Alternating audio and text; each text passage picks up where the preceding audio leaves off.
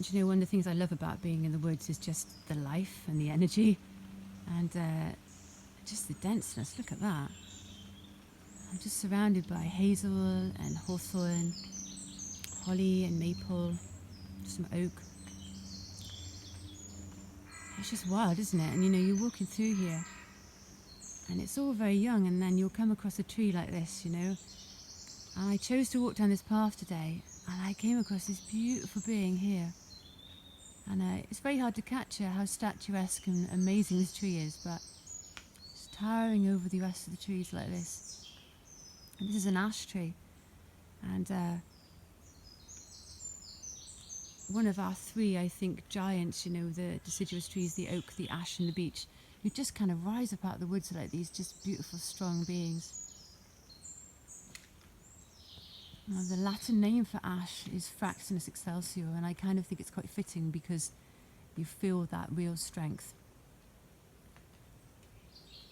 And the ash is a very strong wood, so the ash was traditionally used for people for strength, and it was carried around for luck and protection. So people would carry staffs for protection. You could put a staff by your bed to ward off negative spirits. The Vikings back in the day would carry ash with them on their sea journeys, and this would be a wood that would bring them protection. Be carried around for luck. It's said in Norse mythology that Odin hung from this tree to gain enlightenment, known as the Tree of Life. You know, and these old ancient trees are to be revered. You know, we can keep them in our hearts because once they're gone, they take a long time to grow back like this. You know, if you were to meditate with an ash tree, which I do for strength, you would find a sense of oneness coming in because they bring together the opposites, the dark and the light, the male and female, the sun and the moon, and they bring you back to a sense of oneness within and a sense of balance within. So if you're after needing balance or oneness, this is a good tree to go and sit with.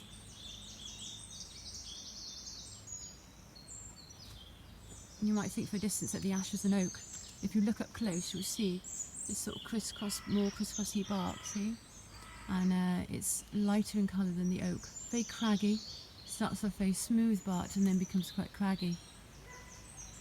It's a lovely one to be with. And long live the ash, I say, because there's been a blight, they say, upon the trees, and I'm most saddened by some of these ancient beings coming down, and I think we maybe could leave nature to do her thing and balance herself out, and we could learn a lot from these beautiful beings. I think about balance and harmony with all of the life.